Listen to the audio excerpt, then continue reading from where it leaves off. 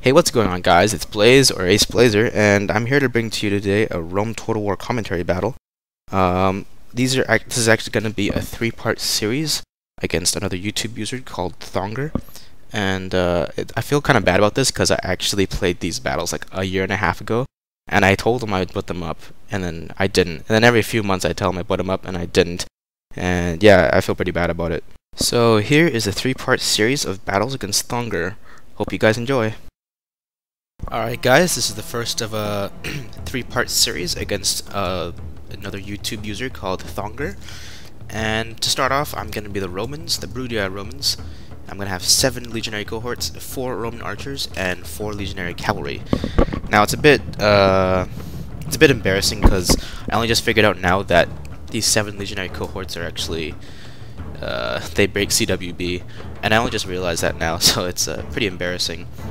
But thankfully it's a 15k battle, so 1 extra unit's not going to hurt too much. It should even out in the end, I think. Okay, and my opponent is going to have 3 Slinger units. 1, 2, 3, 4, 5, 6 Sacred Band Spearmen, 4 Sacred Band Cavalry, and 2 Long Shield Cavalry. So that's a pretty big cavalry arm. I'm going to have the archer advantage, obviously, and depending on how I use my infantry, the infantry battle should be pretty even, I think. Most of my guys will have silver upgrades though, so his infantry will definitely have the upper hand, especially if attacking from the front. Yeah, I think his guys all have gold upgrades. Yeah. Alright, so I see his slingers advancing and they're gonna make contact with me, so what I'm gonna do is turn guard mode on. This way my guys don't leave formation, and then I'm going to turn Pila on so they throw their javelins into the Sacred Band. And that's how you beat a phalanx charge. You put your guys into guard mode so they still throw their javelins. And that's a good way to combat that tactic. And then when you've thrown all your javelins, you just turn off guard mode so that your men can go around the flanks of the Sacred Band.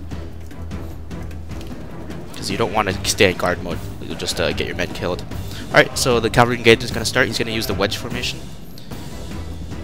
And I'm going to disengage a bit and then charge him. And you'll see why later. Okay. Here, I guess the middle wedge sort of worked, but no, I don't really think his wedges work that well.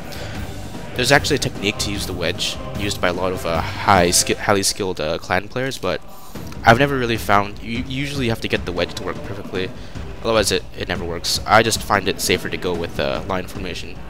Anyways, what I'm doing is I'm using my archers to fire into the backs of his cavalry. The enemy general is running away. This is no way for a leader to behave, but in battle, it's beyond belief. And that's the main reason why my cavalry were able to take out his Sacred Band. It's because of my archers shooting to the backs of his cavalry.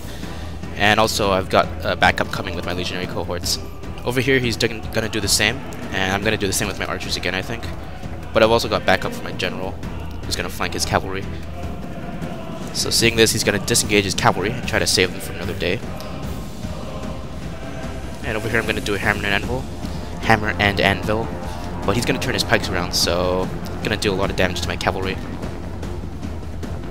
Okay, and over here he's going to try to attack my archers to make sure that they don't factor into the battle. But I've still got a lot of cavalry, so I can take them out. And here he's routing my... Is he? Well, he's about to route my infantry. Because remember, my guys have only silver upgrades, whereas his guys have gold upgrades, and that really makes a huge difference. Yeah, and his cavalry's just running all over the place, trying to get to my archers, and basically avoiding my main cavalry force. Okay, here he's finally managed to route some legionary cohorts. That's pretty good for him, because his guys had a nice line going, so I couldn't get my guys around the flanks of his individual units. Ow, that hurt.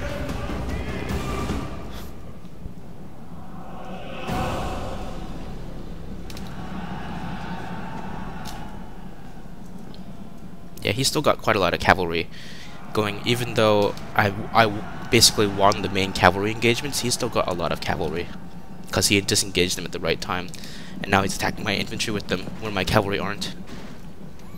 But we're both doing the same thing. I'm making sure that my general stays safe by attacking whatever units they're engaging. But all the while he's taking out the rest of my units. However, I'm using my archers to lay down fire on his cavalry. I was actually able to make this unit of Sacred Band rout because I poured so much archer fire on them. So this allows me to focus on his infantry while his guys are wasting time on my archers. But don't get me wrong, archers are pretty useful, especially in this endgame scenario. Okay, I finally catch up to his cavalry here. He's only got one unit left, I think, yeah. And the only 2 units, I think, I only have 2 units of legionary cohorts left. Those were my flank forces, because I usually have a line of legionary cohorts in the center, and then 2 flank units, usually my general and another unit. That's usually how my Roman formations work out. Okay, so he's got no more cavalry, no more missiles. I've got plenty of missiles, so this is going to allow me to shoot to the backs of his men. I find that this is usually how the Carthage engagements turn out. I usually have to fight the Sacred Band in the end because they have really good infantry, I must say. Superb infantry. Okay, just gonna fast forward a bit. It's not really too much until we engage with my infantry. So you can see they're getting pelted by missiles. He even loses 1 unit. And he's gonna engage in phalanx formation.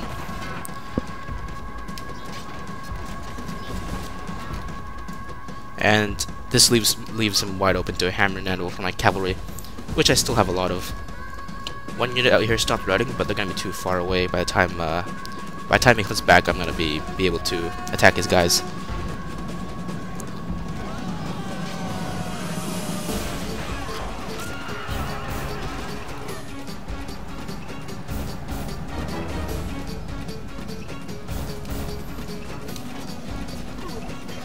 Okay, there goes that unit.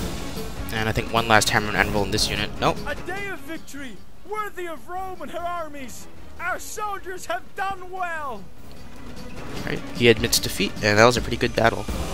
So an average victory for me, 903 kills. And Thongger had 662 kills. Very good game to Thongger, and we'll be going on to the next video.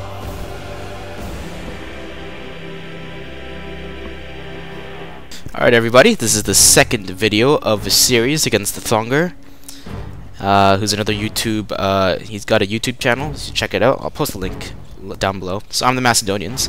4 archers, 1 Cretan archer unit, 5 royal pikemen, 2 light lancers that are out on the wings, way out there, so they can deal some flank, or make them think about those threats, and also 4 companion cavalry, 2 in each wing. Okay, so this is a pretty standard army for me as well. Light cavalry are extremely useful to just harass his men and to make them think about something else. And if you have very good micro, you definitely need to bring light lancers because they can deal a lot of damage if you have very good micro. Okay. So with me, with the Cretan archers, I start off the archer duel. He's got, let's see, 4 legionary cohorts and 1 legionary first cohort. 1 legionary cavalry. 2 legionary cavalry, 1 Praetorian cavalry here, his general unit. 2 Roman cavalry. Yes, so that's a pretty diverse cavalry arm. Not a lot of infantry for a Roman army, I think. Pretty decent archer size. So this time I've got the archer superiority because I've got my Cretan archers. And we're gonna let the archer duel go on here. You see, I've got my light cavalry out here, so that if he ever loses track of them, I can just attack his archers, or maybe even do a hammer and anvil with my light lancers. Sometimes you might forget about your light cavalry. That's why you always need to make sure you keep an eye on them. Like, if you have this kind of view, you can see that they're out there not doing anything. So just to make sure that they're doing something. Usually what I like to do is make them go forward and backwards over a certain area, just to keep them moving, keep my opponent guessing. Alright, so fast forward. Just a boring archer duel. I'm probably gonna win this because I've got my Cretans. And that's what I like to use light cavalry for, is if the enemy has a what do you call it, an archer advantage, you can use them as a kind of cavalry, or you can use your light cavalry as a disruption force. That's what I'm actually going to show you in the next video. Not in this series, but like the next Rome Total War commentary video I've got lined up. Okay, let's keep fast forwarding. I'm going to keep my archers in the front so that I can use them as a kind of pila cushion. Yeah, like a pillar cushion, so that my phalanxes don't get hurt. But he's got a pretty good formation here. He's got his core infantry in the center, and then 2 flanking infantry on the side. So that allows him to go around my flank, the flank of my phalanx. And what I'm doing with my phalanx is you keep a contiguous line. What you can actually do is either group them and form a line, or you can press the plus equal button. That'll make them spread out, but only when they're not in phalanx. Okay, so he took out one of my archers here. It's not good. And I've got my light lancers out there, just making them move around. Okay, I'm gonna do a phalanx charge soon. Yeah, here we go. But he managed to get off, I think, a couple of volleys, so it doesn't turn out to be too successful. And also, this unit's out of range of my phalanxes, so it doesn't turn out too well. I do though get his most of his infantry engaged. So there's the infantry start. It's gonna start. And actually, for once in a Roman battle, I actually have a superior cavalry, because I've got 4 heavy cavalry. He only has 2 heavy cavalry. So that's going to give me a huge advantage in the cavalry fight. So see here, charge these guys. And I think I should be winning this, yeah. I've got my light lancers coming in to help out. And I've actually put my light lancers in here just to disrupt his cavalry so that they don't help out with the main cavalry fight here. And on my left side, I've got my other 2 heavy cavalry just doing a hammer and anvil. Yeah. And yeah, my light lancers here are kind of like a suicide unit here, just to disrupt this force here and to disrupt, well, to flank this unit. Okay. All right. And in here, he had like a unit of light cavalry.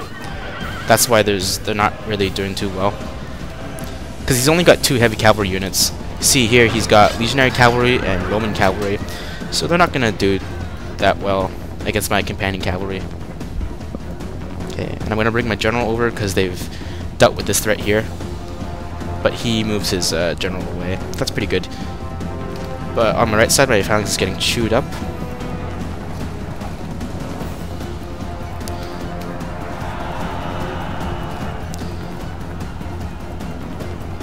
And his general unit's down to only a few men. So I take this opportunity to just run my cavalry to the other cavalry fight. Try to get them into intervening here before I lose too much cavalry, because that's what I'm going to need, is a lot of cavalry to deal with his infantry, especially since I've got no archers left. Alright, so I'm going to run through and attack these cavalry where it causes a rout.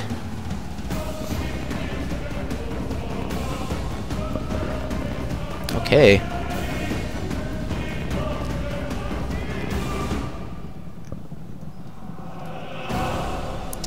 And now I've got his general in a bind. There's not really much else he can do, because all his forces are committed, and he can't run his general out, because that'll just make his general rout. Alrighty. The gods be praised! The enemy general is dead! His men know their doom approaches! And one last hammer and anvil on his first cohort unit. And that basically causes a huge rout. Well, mostly a rout. Yeah, there you go. There goes his army. So the main success of my battle here was I was able to hold against his Roman infantry with my main line, and I used my cavalry superiority to good effect, worthy of Greek soldiers, which turned out to be pretty good. He did neutralize my archers, though. That's the thing. Alright, clear victory. 959 kills for me, and Thongger had 824 kills. It's funny that they call this a clear victory, yet the results are a bit more even than the last game. Alright, good game, and on to the 3rd and last battle of the series. Alright guys, this is the last battle in a series against Thongger, a 3-part series. And this is actually Thonger's replay because after this battle, I just pressed the check button. I think I was a bit bitter with myself because I felt like I made too many mistakes, but yeah, that's just the way it is, and you know how you feel after you lose. You just feel like, oh, could have done something to fix this. So I accidentally forgot to save the replay, and Thongger thankfully gave me the replay to show you all how I failed miserably. Okay, so yeah, this is the last battle we played in a 3-part series. I've got 5 Silver Shield Pikemen, 2 Silver Shield Legionnaires, 4 Archers, 2 Cataphracts, and 2 Companion Cavalry. All my infantry are gold. I've only got 3 upgrades on my Cataphracts. And, well, I do have gold upgrades on my Companions. And let's check out Thonger's army. He's the Carthaginians. Let's see, 6 Sacred Band Infantry, 4 Slingers, 2 Balearic Slingers, 2 Sacred Band Cavalry, and 2 Long Shield Cavalry. So unlike his first battle, he's going to have a lot of missiles, and funny enough, his army has better missile support than my army. I've only got 4 archers, and I tried to focus more on my infantry. Let's see, they all have gold upgrades. Here's silver. I knew that Carthage had really strong infantry, so I wanted to make sure that I had a good infantry arm. Maybe that might not have been the best idea, because I think I spent too much on my infantry, to be honest. And definitely with the Seleucids, if you're facing a tough infantry army, you need to maneuver a lot, which I'm going to show in another battle with actually with Dabar. I can show you how the Seleucids, you can outmaneuver people. Wait, no, that's not the right battle. Sorry, forget what I said. But if you need tips on how to outmaneuver a Carthaginian army with the Seleucids, definitely check out some older videos. I think there's even videos with Heir of Carthage. Yeah, because you don't want to get stuck in a fight like this. I was definitely way too passive with my infantry. I needed to get them to move.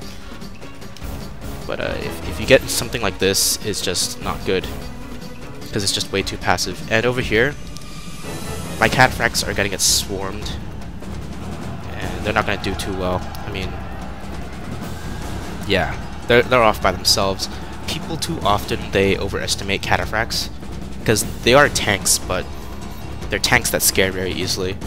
And just because they're tanks doesn't mean you can send them off by themselves, because they do get they aren't that resilient, not as resilient as you think. They do a lot of damage, but they don't last too long in a fight, I find. Just swarm them with a lot of cavalry and they'll rout. Okay, here he's messing up my infantry, and yeah, way too passive with my infantry. He has enough maneuverability to disengage his infantry and attack my cavalry, but he doesn't even have to. He just routs my cavalry force without even a hitch. Yep, so this unit got annihilated, only down to 8 people left. And I don't know what I'm doing with this legionary unit here. They're just going out for a little stroll or a picnic out in the desert. I don't know. Okay, he's got his slingers working. And yeah, his infantry is tearing mine to shreds. I don't think I've got any cavalry left. I don't think so, no. Yeah, all I've got is infantry and some archers. But without cavalry support, my archers are no good. And now he's gonna mob my general. I still got my legionnaires, but they're probably gonna die soon. He's got quite a lot of infantry and a huge cavalry force. So yeah, he definitely used his cavalry to good effect, mobbing my cavalry, making sure that flees like a frightened child. Now attack and break the will of his followers. He's making sure that my cavalry don't hit him in a hammer and anvil, and definitely made me make a lot of mistakes. So definitely a very good game to Thongger for making me make these dumb mistakes, because that's really how you win. The enemy general flees like a frightened child. Now attack and break the will of his followers. Because, you know, people say like, oh, if you didn't make that mistake, well, he would have won, that type of thing. Well, the truth is, people, The enemy general has been killed. Now we will see the measure of his soldiers' courage. The truth is that it's that your opponent that makes you make mistakes. It's not you. Well, it is sort of you, but if you're not playing aggressively enough, and if you're just so passive, you're letting the opponent dictate the battle for you, and in the end, he's gonna make you make mistakes. Victory lies in your grasp, and there is nothing the enemy can do but run. Which Thongger did to me quite thoroughly. Alright, that was a clear victory for Thongger. He had 1,206 kills, and I had 513 kills. A very good game to Thongger, and a good series of battles. I hope you guys enjoyed this this video, and check out my next videos. See you next time.